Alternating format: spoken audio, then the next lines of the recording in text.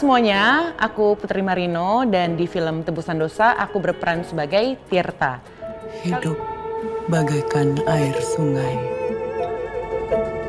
mengalir tak tertahankan, takkan berhenti. Hingga akhirnya ia bersua di muara dan menyatu di lautan.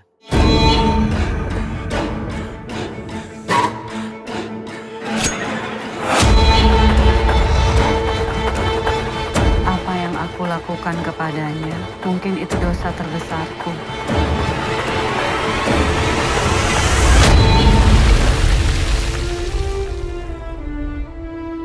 Kali ini aku akan interview. Pilih yang mana dulu Kak, polanya bebas aja. Sambil aku kasih pertanyaannya ya Kak ya. Oke. Lebih tepatnya film layar lebar gitu ya. Nah kenapa sih milih Tebusan Dosa sebagai proyek pertama? Secara apakah ini gara-gara digarap sama production house yang bikin Exhuma gitu? Oke, mungkin kenapa aku milih Tebusan Dosa, yang pasti yang pertama karena skripnya. Skripnya waktu baca aku udah jatuh cinta sama skripnya, aku jatuh cinta sama karakternya. Terus nggak multitasking ya, terus salah. Ya terus abis itu ini yang ngederek Mas Angginun. Jadi aku udah pengen lama banget kerja bareng sama Mas Angginun dan akhirnya ditawarkan untuk bermain di filmnya Mas Angginun. Jadi tidak ada alasan untuk bilang tidak. Tuh. Pertama kali ditawarin emang langsung perannya Tirta atau gimana? Pertama kali betul langsung ditawari perannya Tirta. Kayak apa sih yang bikin karakter Tirta itu menarik banget gitu? Mungkin Putri belum pernah main jadi podcaster ya gitu, dan ini pertama kalinya aku berperan sebagai podcaster. Genrenya juga sangat menarik, misteri horor. Jadi dan masih berhubungan sama air, jadi itu yang menarik sih. Oh, emang suka karakter-karakter yang berhubungan sama air Kak?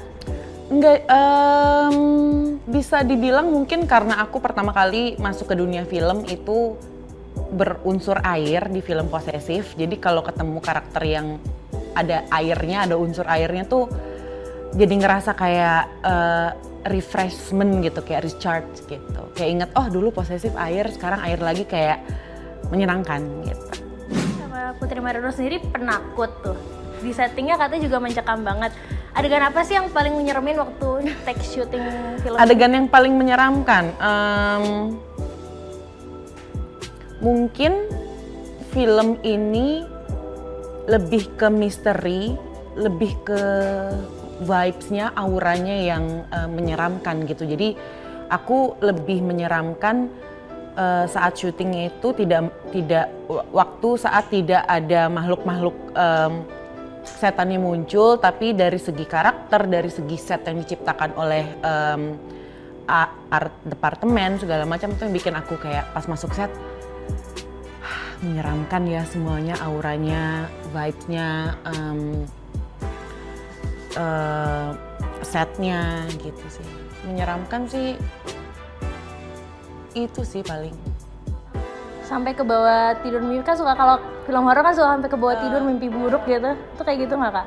Aku paling sebelum tidurnya sih yang lumayan kayak oke, berdoa dulu ya Putri, jangan lupa berdoa dulu, jangan mikirin tadi di lokasi seperti apa, ya udah berdoa, udah tidurnya bablas gitu. Oke. Nah kalau misalkan di waktu syutingnya sendiri itu ada treatment tersendiri nggak sih kalau misalkan kayak adegan takut nih harus sendiri dulu buat ngerasain takutnya kayak gitu? Nggak ada sih.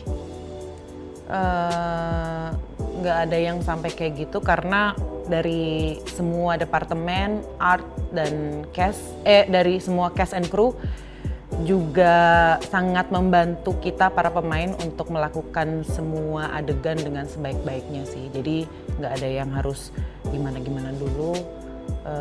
Apalagi Teh Happy dengan auranya dia, dengan energinya dia sangat luar biasa. Itu ngelihat Teh Happy masuk ke set langsung menjadi Mbak Wening, itu aja udah sangat membantu aku untuk menjalankan semua scene-scene yang ada gitu. Ini fokus buat menjawab pertanyaan sampai lupa ya? Iya, karena ini susah banget ya. Ini kan satu nih, dua, dilipet, terus gini. Terus nggak nemu lagi. ya udahlah ya. Pertanyaan berikutnya, kan Kak Putri Marino berperan jadi podcaster. Ada nggak sih detail yang diperhatiin banget sebagai Tirta ini, kayak riset gitu? Kalau podcaster tuh ngomongnya gini gitu. Mungkin sebelum syuting, waktu reading dan workshop, aku memperbanyak menonton podcast-podcast di YouTube untuk melihat berbagai macam karakter pembawaan podcaster gitu. Gimana cara dia menginterview orang yang ada di depannya dia, kontak mata, gestur tubuh gitu. Hanya untuk sekedar mengetahui apa yang dilakukan gitu. Tapi kalau buat Tirta sendiri sih lebih banyak diskusi sama Mas Angginun. Tirta ini akan dibikin podcaster seperti apa sih sebenarnya gitu. Dan ternyata akhirnya menuju ke Tirta ini adalah podcaster yang sangat ambisius gitu. Ambisius untuk memviralkan semua hal yang ada di sekitarnya dia. Boleh tunjukin dulu nih, update dulu nih origami-origaminya ke kamera. Oke, yang pertama ada kucing. Ini nggak tahu benar atau enggak sih, harusnya benar ya. Karena udah bentuknya kayak kucing. Tuh. Terus yang kedua ada ladybug. Berhasil akhirnya. Kayaknya kalau kita lihat kan horor itu udah mulai rada lesu ya sebenarnya di industri perfilman gitu. Nah, pendapat Kak Putri Marino tentang ini gimana? Apalagi kan membintangi film horor. Lesu? Kayaknya enggak ya, karena emang belakangan ini industri film horor ataupun misteri horor di Indonesia itu emang lagi membara-membaranya gitu, dan banyak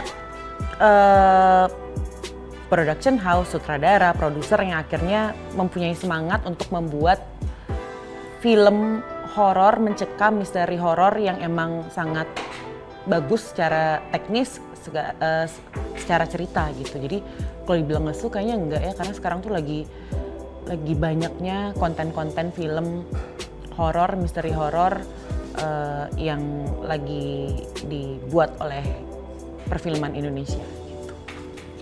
Setelah genre horor ini apa sih yang mau dicoba lagi sama Kak Putri Marino? Secara kan kayak action juga udah pernah yang kemarin itu. Terus kalau ditanya kayak gitu lumayan susah ya ngejawabnya gitu, karena kalau dari aku sendiri aku tuh pengen banget mencoba berbagai macam jenis genre, tapi ada rasa takut-takutnya juga untuk memulai satu genre yang nggak pernah aku lakuin sebelumnya gitu.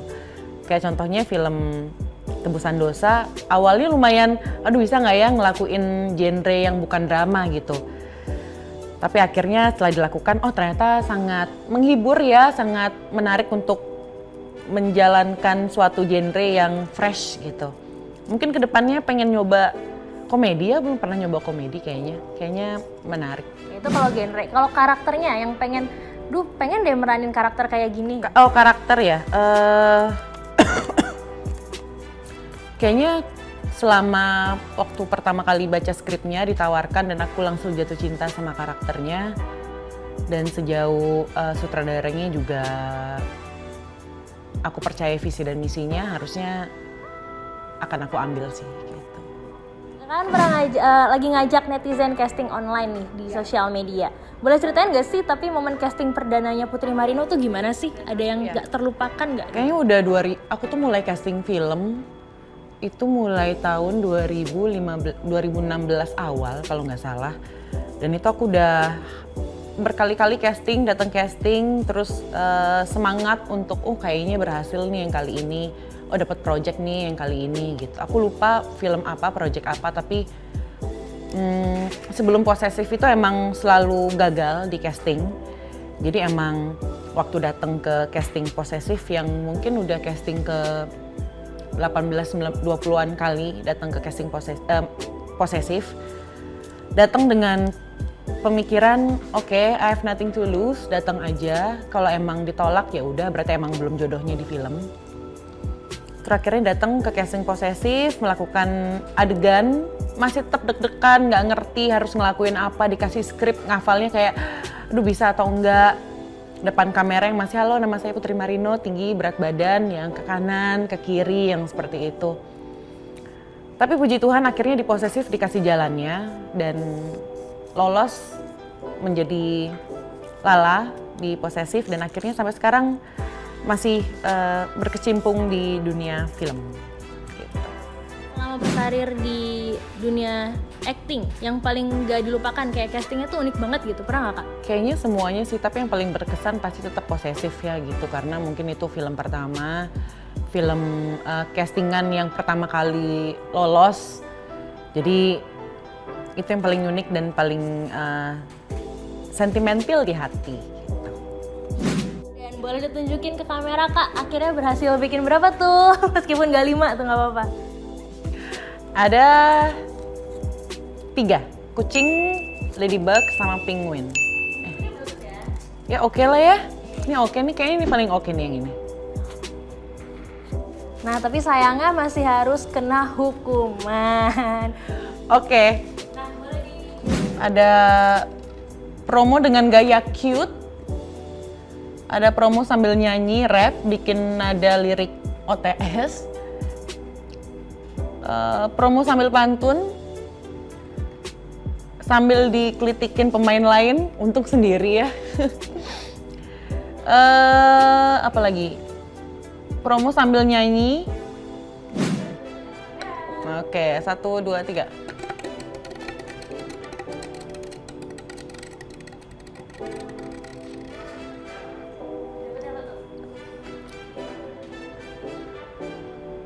Nah ini, oke promo yang ini ya, di atas ini ya. Di sini promo sambil nyanyi. Oke.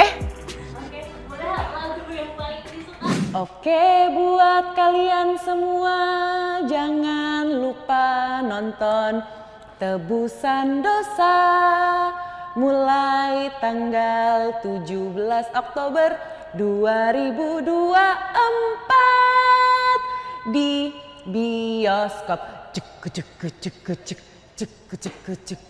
Jangan lupa